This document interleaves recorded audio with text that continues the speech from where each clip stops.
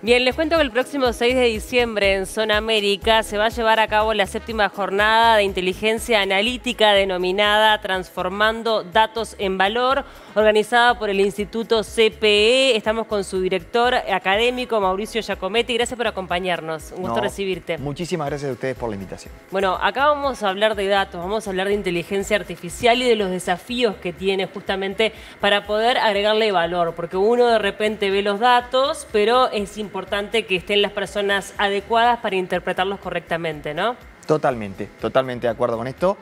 Tú mencionabas, por ejemplo, inteligencia artificial, que es un nombre, que es un concepto que está revolucionando a toda la gente porque está llegando a la persona común, no a los profesionales como tal.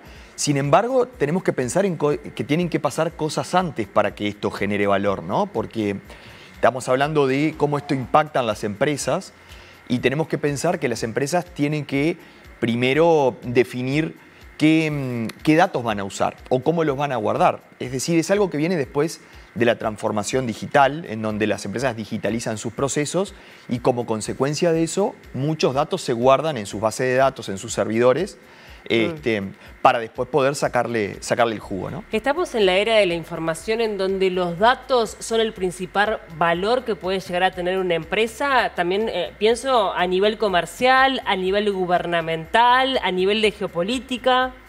Totalmente.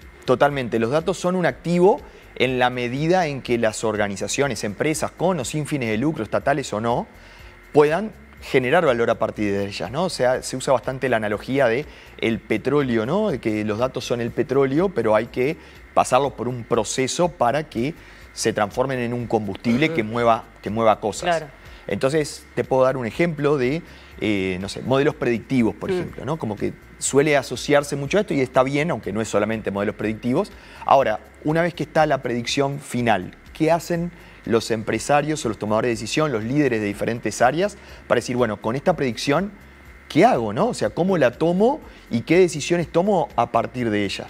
Y ahí, digo, hace falta una maduración en todos estos profesionales, que lo importante acá también es ver que no tienen por qué ser profesionales del mundo de los datos. Claro. Instituto CPE se dedica mucho a poner esto sobre la mesa en los directorios, en las gerencias, en las jefaturas de áreas como logística, recursos humanos, comercial, administración, finanzas, para que empiecen a tomar conciencia de cómo los datos transformados en información nos sirven para tomar decisiones. Bien, es bien interesante toda esta transformación porque también de alguna forma implica que cambie la manera de trabajar de los profesionales tal cual lo conocemos, ¿no? Mencionabas otras áreas, por ejemplo, de recursos humanos, hasta psicólogos que participan en estos procesos y que uno diría, ¿cómo es que pueden llegar a participar? Pero en definitiva es fundamental también que esté su mirada, ¿no?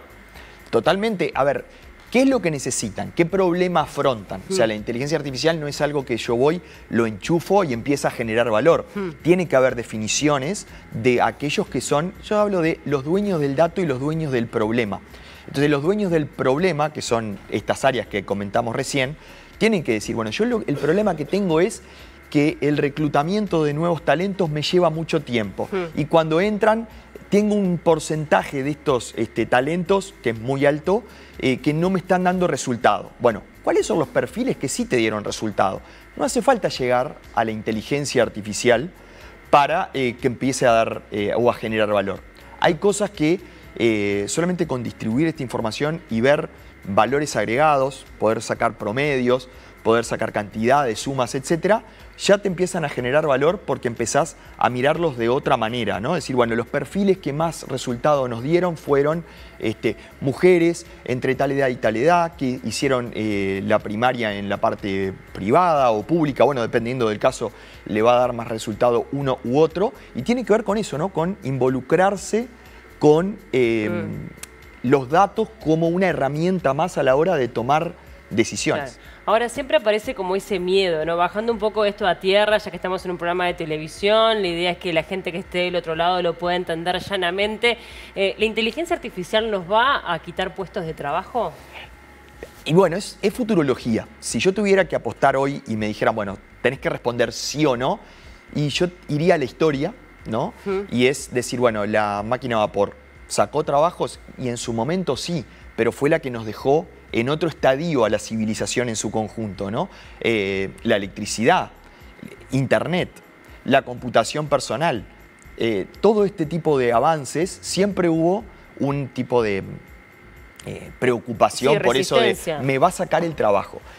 Yo creo que la velocidad de la incorporación, de la innovación, cada vez es más rápida. Y antes daba en una generación para decir, bueno, yo me recibí de algo y toda mi vida profesional voy a hacer algo. Y eso creo que ya no va a estar más, por lo menos de esta manera. Hay cosas que se le llaman reskilling, upskilling, que es mientras va pasando el tiempo, yo puedo ser contador, economista, licenciado en relaciones laborales, licenciado en marketing, periodista, etcétera, pero tengo que ir ayornándome. Antes no era tan necesario y ahora creo que es fundamental. También pasa que en algunas carreras más específicas vinculadas de repente con la ingeniería, la programación y demás, que el mismo plan educativo termina quedando a veces obsoleto, ¿no? O sea, se enseña algo que de repente en 5 años ya no es tan así. Totalmente, y por eso hace tiempo... Es un gran desafío que tiene la educación. Por favor, totalmente. En vez de aprender a hacer algo, hay que aprender a pensar y aprender a aprender. Claro, hay que aprender a aprender. Exactamente, porque hoy vas a aprender A y mañana no sabemos qué es lo que va a salir, si va a ser B, si va a ser C, si va a ser D. Entonces lo importante es la actitud, una actitud de constante exploración, ser innovador, ser curioso, ser proactivo, salir de la zona de confort. Y ahí es donde está CPE para ayudarlos y llevarlos en el camino a estos contadores, economistas, licenciados en relaciones laborales. Personas que vienen del mundo IT también, Instituto CPE se centra en los tomadores de decisión. Recién hablaba de dueño del dato y dueño del problema. Nosotros tratamos de capacitar a los dueños del problema, dado que la tecnología ha avanzado tanto que se ha vuelto bastante más sencillo, muchísimo más sencillo poder tomar datos, transformarlos en información, generar indicadores y hacer que eso se haga de manera automática todos los días para que lo puedan hacer estos profesionales. ¿Qué tan en serio se está tomando por parte de las empresas el tema de la seguridad, ¿no? Que eso también obviamente que abre todo un abanico, además sé que van a tener una charla específica sobre eso, porque bueno, el tema de los hackers hoy está muy presente, necesitas de alguna forma cubrirte para generar garantías también a tus clientes. ¿Cómo se trabaja en ese mundo? Bueno, yo tengo una, si se quiere, teoría o un razonamiento en ese sentido, y es que el advenimiento de estos problemas de seguridad está vinculado al valor. O sea, si hay algo, que hay un papel en la calle, nadie lo levanta porque no tiene valor. Ahora, los datos cada vez tienen más valor. Exacto. Entonces, hay muchas personas interesadas, hay corporaciones y profesionales dedicados ilegalmente a trabajar en esto. Por lo tanto, si hay ataques, del otro lado tiene que haber defensas. Y ahí es donde vienen los profesionales de ciberseguridad, que claramente es una profesión en aumento. Pero de vuelta, para mí está vinculado a que, como los datos tienen cada vez más valor, hay más gente que sabe de eso. Y a veces no es para robarlos y quedarse con esos datos. A veces es simplemente para decirle, bueno, yo te pongo, los encripto, por ejemplo, y no dejo que vos mismo accedas a tus propios datos. Porque no hay, el valor de los datos de una empresa tiene mucho valor para la competencia, por ejemplo, pero tiene mucho más valor para la propia empresa. Claro. Entonces ahí es donde aparecen estos profesionales. ¿Los usuarios debemos ser más cuidadosos al momento de brindar nuestros datos? Hoy por hoy es muy difícil hacerlo. Sí, tenemos que ser más cuidadosos. Los usuarios tenemos que ser más cuidadosos con cómo trabajamos con los software que gestionan nuestros datos. Pensemos en el mail, por ejemplo. Entonces, tener un papelito, por ejemplo, donde esté la contraseña y pegarlo en el monitor, es una práctica que obviamente que no es para nada recomendable, pero es bastante común. Ahora, yo creo que no sabemos qué es lo que puede pasar si alguien se hace de ese mail, del acceso a ese mail. Más allá de que no nos puede dar acceso, puede, con algún otro trabajo, digamos, acceder a nuestra cuenta bancaria, por ejemplo, y hacer mucho daño. O hacernos daños en nuestra reputación. Hoy pensemos con todo lo de las redes sociales y demás, el impacto en la reputación que tenemos para aquellos, se habla mucho de marca empleadora también, ¿no? Entonces, marca empleadora, marca personal, bueno, marca empleadora también, pero marca personal, cómo uno se ve, cómo uno aparece en las redes sociales, cuando uno busca mi nombre, por ejemplo, en Google, ¿qué es lo que aparece? ¿Aparecen todas cosas positivas o algo negativo? ¿Y qué pasa si alguien se apodera de, no sé, mi mail, por ejemplo, y empieza con eso a afectar mi imagen personal. Me puede hacer un daño muy, muy grande. Claro. Sí, sí, sí. Hay que tener como mucha más conciencia de cómo resguardar nuestros datos. Y también pienso a nivel comercial, a quién le brindamos y a quién no le brindamos nuestros datos. Pues es muy común cuando uno va de repente a una tienda que te dicen enseguida, pasame tu nombre, tu dirección, tu cédula, todos tus datos, y uno dice, pero ¿por qué? ¿Para qué? ¿No? Uno tiene que ser como de repente más selectivo al momento de brindarlo. A ver, ¿no? de todas maneras, ahí también juega la ética, ¿no? Porque Claro. cuando vos le das los datos a una empresa y la empresa después, no sé, quisiste preguntar por un par de medias, vamos a poner un ejemplo muy sencillo, y después te llaman porque te quieren vender un ventilador, un préstamo, una casa, decís, no, pará, yo se lo di a la empresa que vendía medias, ¿por qué me estás llamando vos? Y ahí hay mecanismos legales para poder que intercedan y puedan responder por nuestros derechos. Claro, que ahí tocaste otro tema que es bien importante, que es la legislación. ¿Qué hacemos? ¿No? Porque obviamente que esto avanza a pasos agigantados. Sabemos que la tecnología avanza mucho más rápido que las leyes. Lo hemos visto con la instalación de algunas aplicaciones en nuestro país. Y siempre estamos corriendo de atrás, en definitiva, ¿no? Ahí también a nivel legislativo hay como grandes desafíos. Es que a nivel legislativo tenemos muchas salvaguardas. El tema es que volvemos al tema del conocimiento, ¿no? Cuando alguien, no sé, nos llaman y dice, mira, te vengo a ofrecer un producto X. Mira, por favor, no me llames más. Bueno, muchas gracias, hasta luego. Sí, ahora tenemos el no me llame. El no me llame. Bueno, otra salvaguarda más. O sea, creo que están dadas las condiciones desde el punto de vista legal. Falta, a mi manera de ver, no soy experto en el tema de seguridad y particularmente a la ciudadanía, pero lo tenemos. Me parece que falta un poco más de difusión de cómo utilizarlo, ¿no? Tenemos defensa del consumidor, tenemos el de no me llames, y no hace falta recurrir a un abogado ni tener grandes costos. Lo primero, obviamente, es recurrir a la empresa y decirle, bueno, por favor no me llames más, y que en el caso de que sigan insistiendo, a veces también es por un mal manejo de los datos, no es que no quieran hacerlo, lo anotan en un lado, tienen datos en 17 lugares diferentes, no lo gestionan correctamente y ahí vuelvo a la parte de analytics, ¿no?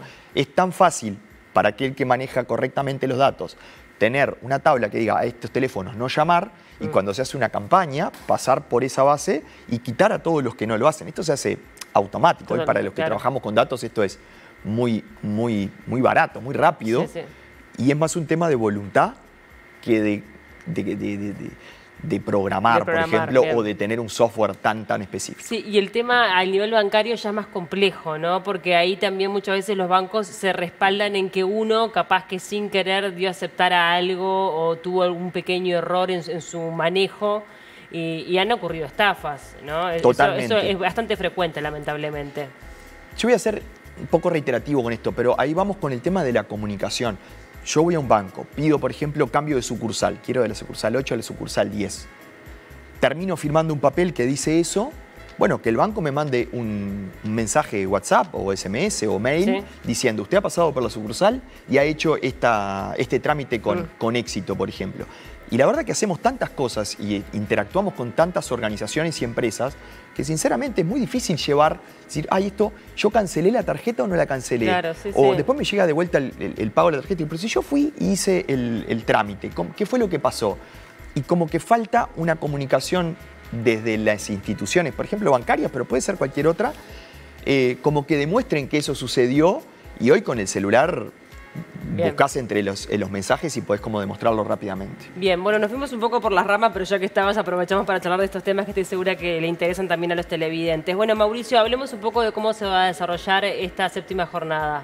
Bien, las jornadas van en Zona América, primero que nada, un lugar privilegiado, la verdad que es un placer estar en las instalaciones de Zona América, en el edificio Celebra, un edificio también primer mundo totalmente, va desde las 8:30 de la mañana a las 12:30, son 5 speakers y un panel de expertos, en donde lo principal es ir a ese lugar, que es un lugar de vuelta privilegiado, que nos invita a razonar, a pensar, a reflexionar.